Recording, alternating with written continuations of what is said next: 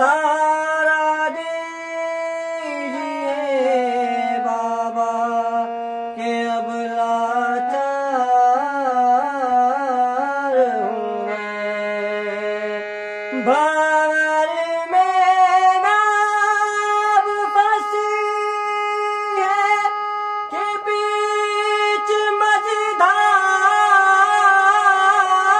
हूँ मैं। सहारा दीजिए बाबा के अब लाचार हूँ मैं। भोले गिरजापति हूँ तुम्हारी शरण तुम्हारी शरण। भोले गिरजापति